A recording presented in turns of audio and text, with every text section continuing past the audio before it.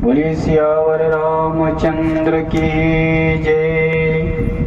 किष्किंधा कांड में प्रवेश करते हैं। श्री तुलसीदास जी काशी के वासी शंकर भगवान का, जिन्होंने हलाहल विष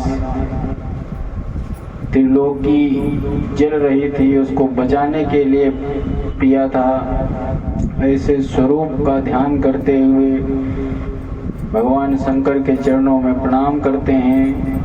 श्री श्याम सदा शिवाय नमः, श्री गणेशाय नमः। श्री राम सुग्रीव मृत्युता प्रसंग में आपको लेके चलते हैं।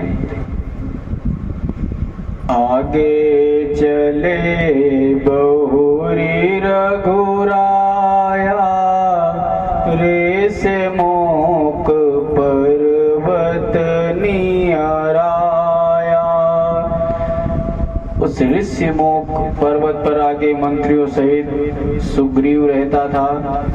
जब उसने श्री राम और लक्ष्मण जी को दूर से आते देखा तो सोचने लगा कि कहीं ये बाली के भेजे हुए कोई गुप्तचर तो नहीं है। इसलिए हनुमान जी से कहते हैं, आप ब्रह्मचारी का वेश बनाकर जरा भेद लेकर के आओ।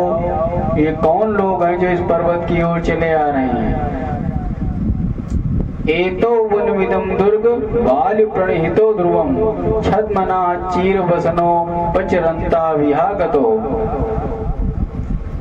निश्चय ये दोनों वीर बाली के भेजे हुए हैं जो इस दुर्गम वन में विचरते हुए यहाँ आए हैं। इन्होंने छल से तो चीर वस्त्र धारण किया है जिससे हम इन्हें पहचान न सकें। तौ त्वया प्राकृतेनेव गत्वा गेयो प्लवंगमम्, इतिं तानां प्रकारैश्च रूप व्याभाषणेन च। हे कपि श्रेष्ठ, तुम भी एक असाधारण पुरुष की तरह यहाँ से जाओ। तुम भी एक यहाँ साधारण पुरुष की तरह भेष बनाकर जाओ और उनकी चेष्टाओं से, रूप से, बातचीत, तौर तरीकों से यथार्थ उनका पूरा परिचय लेकर आओ, प्राप्त करो। हनुमंत उधर देखो तो सही, दो पुरुष इधर ही आते, तपसी बलधारी क्षत्रिय रूप या राज सिंह दिखलाते हैं। मुनिवर का उसको साप लगा, यहाँ बाली नहीं आ सकता है। जब तक मैं जग में जिंदा हूँ वो चैन नहीं पा सकता है। विप्र रूप धरे कपिता गयऊ, विप्र रूप धरे कपिता गयऊ, मात नाई पूछत हस भयऊ, को तुम श्यामल गौर शरीरा, की को तुम श्यामल गौर शरीरा, क्षत्रिय रूप फिरो बन वीरा, विप्र रूप धरी। हनुमान जी ब्राह्मण के वेश में जाकर मस्तक नवाकर प्रणाम करके पूछा कि आप देखने में तो क्षत्रिय प्रतीत होते हैं, साधु का भेष है, वन में विचरने वाले ये गोरे और श्याम वर्ण वाले कौन हैं? यहाँ की कठिन भूमि है और देखने में तो आप बड़े कोमल हैं, सुंदर शरीर वाले, सर्दी गर्मी वायु को सहन करते हुए इस वन में किस कारण विचरण कर रहे हैं? बोलिए सियावर रामचंद्र की जय। आप साक्षात कोई देव पुरुष परमात्मा लग रहे हैं। क्षत्रिय कुमार के रूप में आपकी आभा निकल रही, लेकिन आप वेश ब्राह्मण का धारण किए हैं। बोलिए सियावर रामचंद्र की जय। क्या कहते हैं कि तुम तीन देव माँ कोई, नर नारायण की तुम दोई। जग कारण तारन भव भंजन धरनी धाभार, की तुम अखिल भुवन पति लीन मनुज अवतार। नाना प्रकार के प्रश्न करने लगे। श्री रामो लक्ष्मणं प्रापस्येन बटुरूपिणम, शब्द शास्त्रम शेषेण श्रुतम नून मनेकदा, अनेक भाषितम कृत्सनम च किंचिद। नाना प्रकार के बात हो रहे हैं क्योंकि रहस्य लेना है, एक दूसरे के तर्क कुतर्क हो रहा है। तब श्री रामचंद्र जी ने कहा लक्ष्मण, देखने में तो ये भी ब्राह्मण लग रहे हैं, इस ब्रह्मचारी को तो देखो, अवश्य इसने संपूर्ण शब्द शास्त्र व्याकरण का कई बार भली प्रकार पढ़ा है। देखो बात करने में बोलने में कहीं भी हमें एक भी अशुद्धि नहीं मिल रही है, लेकिन जैसे ये कह रहे हैं कि देखने में आप ब्राह्मण नहीं लग रहे हो, वैसे हम भी कह रहे हैं लक्ष्मण देखो ये देखने में तो ब्राह्मण बन के आए लेकिन ये ब्राह्मण नहीं लग रहा है। हनुमान जी चौंक गए, क्या बात है भाई, पूरा गेटअप तो बढ़िया से अच्छे से बनाए हैं, कैसे नहीं ब्राह्मण लग रहे हैं। तो कहते हैं लक्ष्मण देखो पृथ्वी पर मैंने पहला कोई ब्राह्मण देखा है जो हाथ में अस्त्र शस्त्र लिए अर्थात क्षत्रियों को प्रणाम कर रहा है। अब हनुमान जी चौंक गए कि अरे ये गलती कर दिया, नकली पंडित बन के आए थे, क्योंकि पंडित जी कभी ठाकुरों को प्रणाम करते नहीं है, क्षत्रिय लोग खुद ही ब्राह्मणों को प्रणाम करते हैं। तो बोले हाँ ये चूक तो हो गई। तब भगवान मुस्कुराए लेकिन कहने लगे कि हे द्विज से सुनो, मैं दशरथ का पुत्र राम हूँ, ये मेरा छोटा भाई लक्ष्मण है। मेरी भार्या किसी राक्षस के द्वारा हरण कर ली गई है, इसी को ढूंढते हुए हम सब भटक रहे हैं। कौशलेश दशरथ के जाए, हम पितु बचन मानी बन आए। नाम राम लक्ष्मण दो भाई, संग नारे सुकुमार सुहाई। अपना परिचय देते हैं, मैं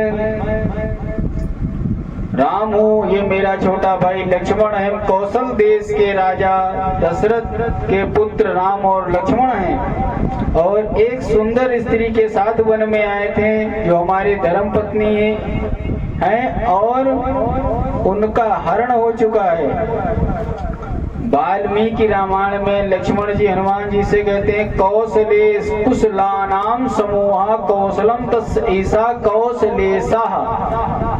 संपूर्ण भूतों के हित में मन लगाने वाले, सुख को भोगने योग्य महापुरुषों द्वारा पूजनीय, ऐश्वर्य से हीन वनवास में तत्पर मेरे भाई की पत्नी को इच्छानुसार रूप धारण करने वाले एक राक्षस ने सोने आश्रम से हरण कर लिया है। इसी का ठीक ठाक पता नहीं चल रहा है। आपन चरित कहाम गाई, कहु विप्र निज कथा सुनाई।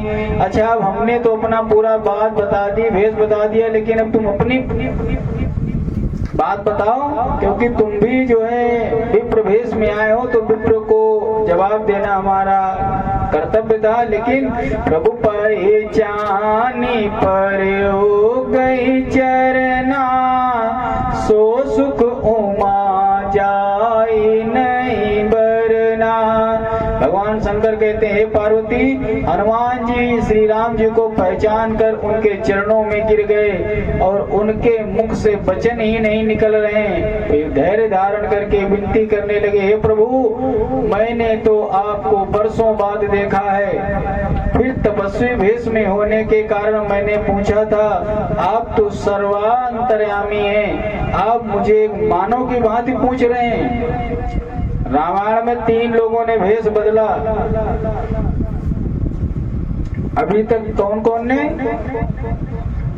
सती ने, शूर्पणखा ने, श्री हनुमान जी ने। श्री राम के ऊपर अविश्वास किया सती ने, श्री शंकर जी के कथन की अवहेलना की, अतः परिणाम भुगतना पड़ा। शूर्पणखा श्री राम लक्ष्मण के पास सुंदर युवती बन के आई थी, उसने भेष बदला, उसके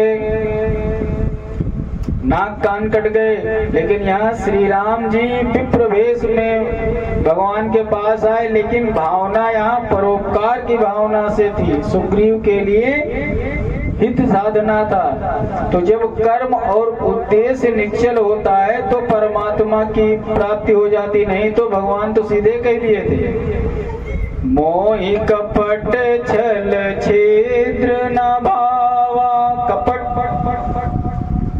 व्यवहार हमें जरा सा भी नहीं पसंद है, लेकिन यहाँ पर हनुमान जी पकड़े पहले गए थे, तुरंत प्रणाम किए थे, जो समझ गए कोई नकली पंडित है भैया। प्रभु, एक तो मैं मंदबुद्धि कुटिल अज्ञानी हूँ, फिर भी आपने मुझे भुला दिया। मेरा नाम हनुमान है, मैं बानर जाति का हूँ और बानर राज महात्मा सुग्रीव के भेजने से आपके पास आया हूँ। धर्मात्मा सुग्रीव आप लोगों को जानने के लिए हमें भेजे थे। बोलिए सियावर रामचंद्र की जय। अस कही पर वो चरण अकुलाई, निज तनु प्रगट प्रीत उर छाई। ऐसा कहकर हनुमान जी चरणों में गिर गए और अपने असली रूप में प्रकट हो गए। श्री राम कहने लगे, हे कपि, तुम मन में ग्लानि मत करो, तुम मुझे लक्ष्मण से भी दूने प्रिय हो। भगवान को प्रसन्न देखकर हनुमान जी ने सुग्रीव का सारा वृतांत बताया। हे विदि सकल कथा समझाई, लिए दूओ जन पीठ चढ़ाई। सब वृतांत जानकर हनुमान जी दोनों भाइयों को कंधों पर बिठाकर सुग्रीव के पास ले आए और सुग्रीव को पूरा वृतांत बताया। सुग्रीव बड़े हर्षित हो गए। सादर मिले वनाई पद माथा, बेटे अनुज सहित रघुराना था।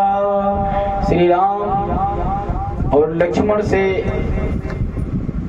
सभी लोग आदर से मिलते हैं। तब हनुमंत उभय दिशि की सब कथा सुनाई, पावक साखी देरी करी, जोरी प्रीत दृढ़ाए।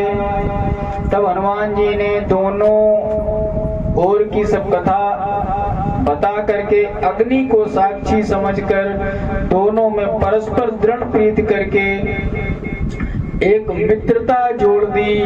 अग्नि को साक्षी मानकर प्रतिज्ञा पूर्वक उनकी मैत्री करवा दी। श्री राम अयोध्या के नरपति अधिपति सुग्रीव बानरों के, ये बनवासी ये गिरिवासी संयोग एक है दोनों के।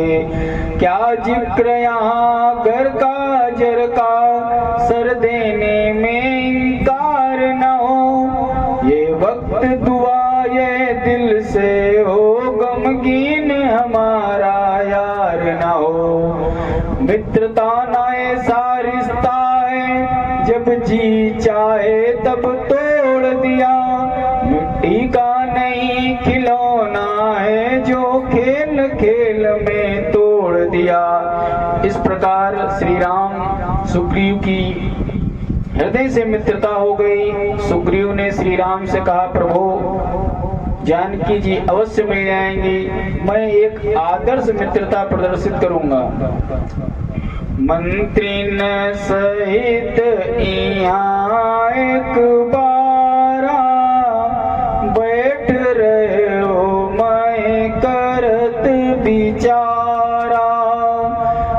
मन पंत देखी मैं जाता, परबस परी बहुत बिल पाता।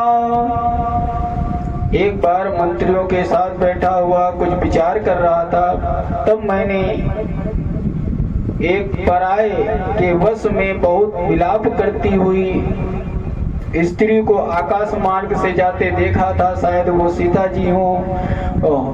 राम राम हा राम पुकारी, हम ही देखी दीन्यों पटडारी।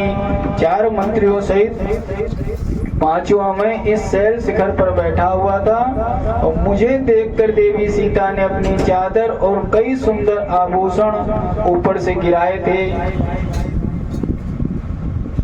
श्री राम कहने लगे, हे मित्र, शीघ्र ही ला करके वो हमें दिखाइए। एव मुक्तस्तु सुग्रीवा शैलस्य गाना गुआम, प्रवि विशेषतता शीघ्र राघव प्रिय काम्यया। उनके ऐसा कहने पर सुग्रीव शीघ्र ही श्री रामचंद्र का प्रिय करने की इच्छा से पर्वत की एक गहन गुफा में गए और वे आभूषण आदि लेकर के आए। वानर राज ने कहा, लीजिए ये देखिए। ऐसा कहकर श्री राम को वो सारे आभूषण दिखाए।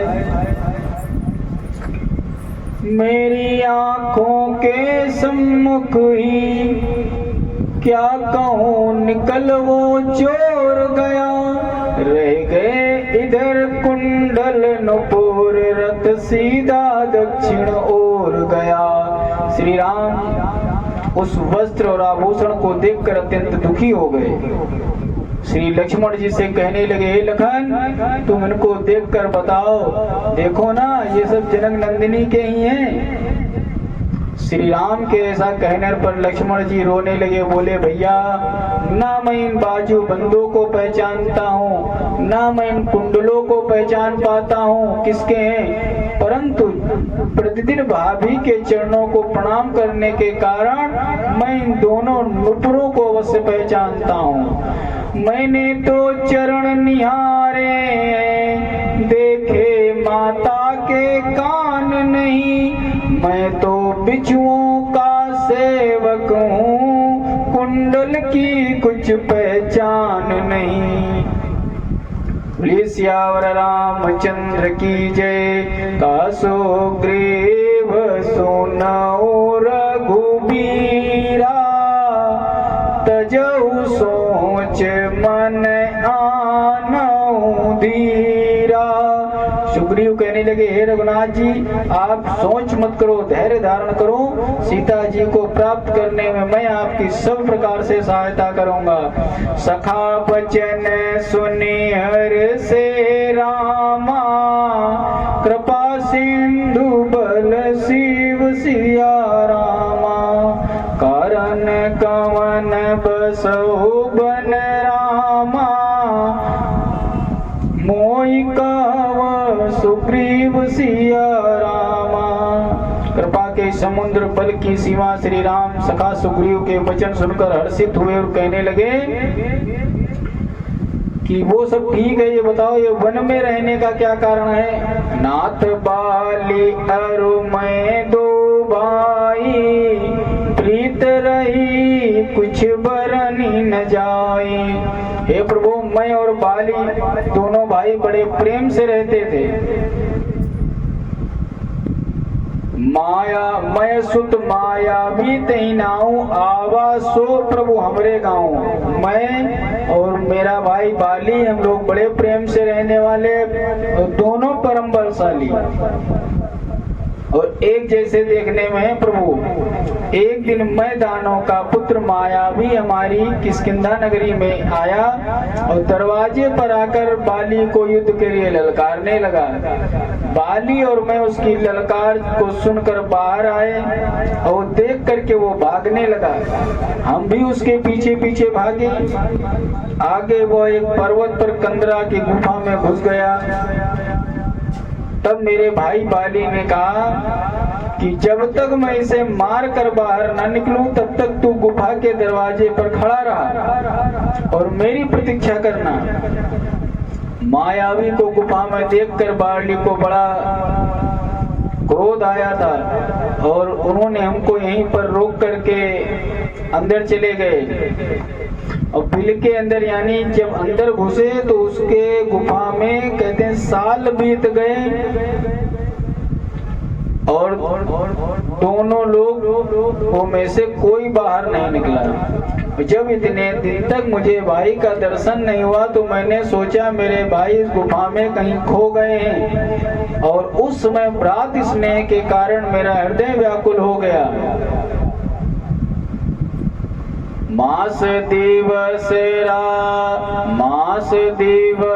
तारहे वो खरारी निसरी रुधिर धारता भारी। हे प्रभु, फिर एक दिन उस गुफा से एक रक्त की धारा निकली। मैंने समझा दैत्य ने बाली को मार दिया है, मुझे भी ना मार दे। इतनी गलती थी, मैंने उस गुफा के दरवाजे पर एक बड़ी शिला रख दी और किष्किंधापुर चला आया। और मंत्रीपुर देखा बिनु साई, मंत्रियों ने नगर को बिना राजा के देखा तो उन लोगों ने हमें जबरदस्ती राज्य दे दिया और राजा बना दिया। मंत्री न पुर देखा बिनु साई, दीन मोहि राज बरियाई।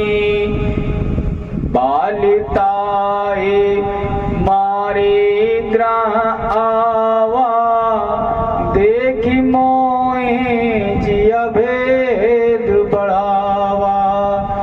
मंत्रियों ने जब मुझे राज सिंहासन दे दिया और बाली भी उसी दिन उसको मार करके घर आ गया और राज सिंहासन पर मुझे देख करके उनके मन में मेरे प्रति विरोध हो गया, भेद हो गया।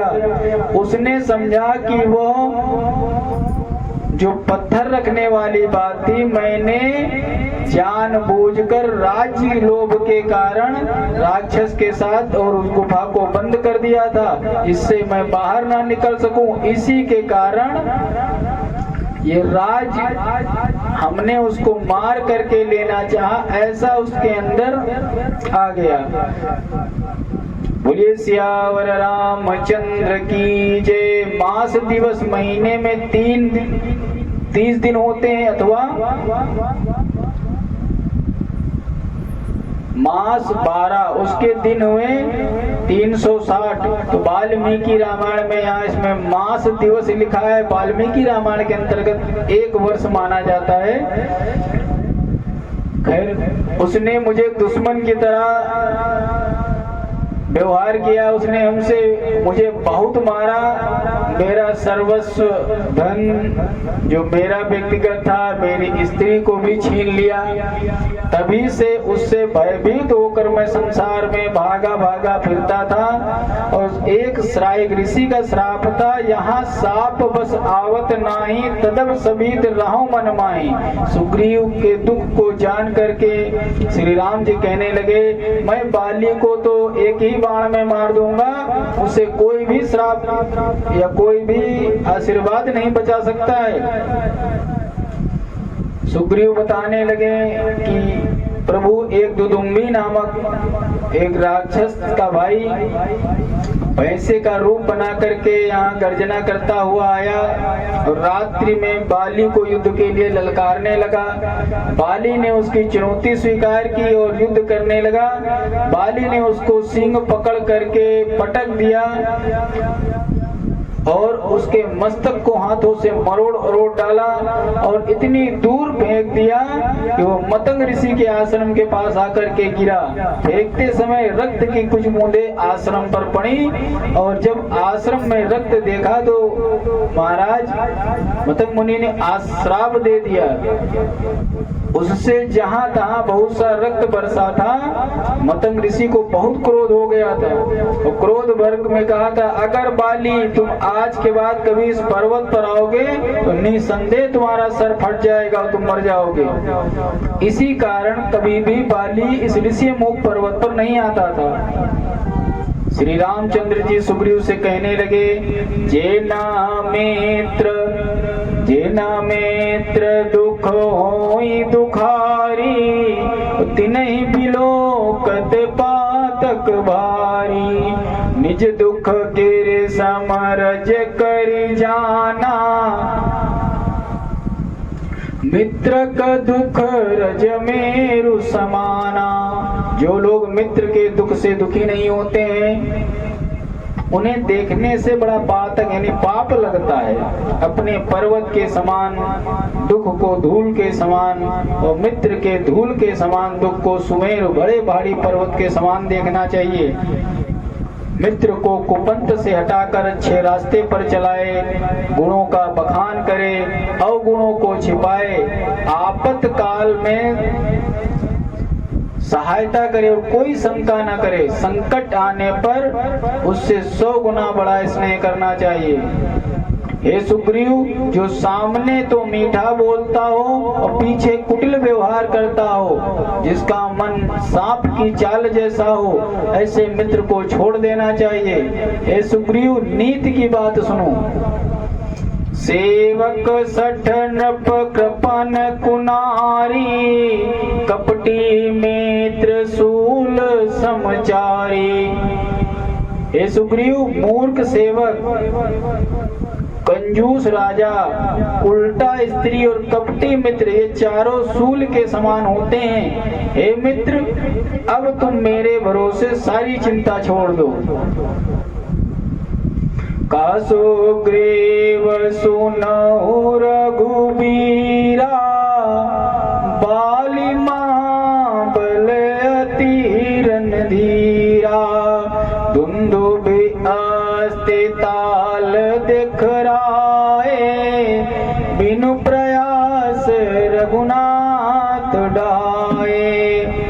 महाराज, दुदुम्बी राक्षस की हड्डियां और वो ताल के वृक्ष दिखलाए। कहा कि जो एक बाण से इन 7 ताल वृक्षों को भेद कर, वही समझ लो कि बाली को मार सकता है। क्योंकि हम शंका नहीं कर रहे हैं प्रभु, लेकिन ध्यान दीजिए, वो बहुत बली है। उससे लड़ने से पहले इतना मार खा चुके हैं कि अब सामने जाने की हिम्मत नहीं पड़ती है। लय सुग्रीव संग रघुनाथा, चले चाप सायक कहीं था। श्री राम धनुष बाण लेकर सुग्रीव के साथ चले और कहा, जाओ बाली को बुलाओ, लड़ो। बोलिए सियावर रामचंद्र की।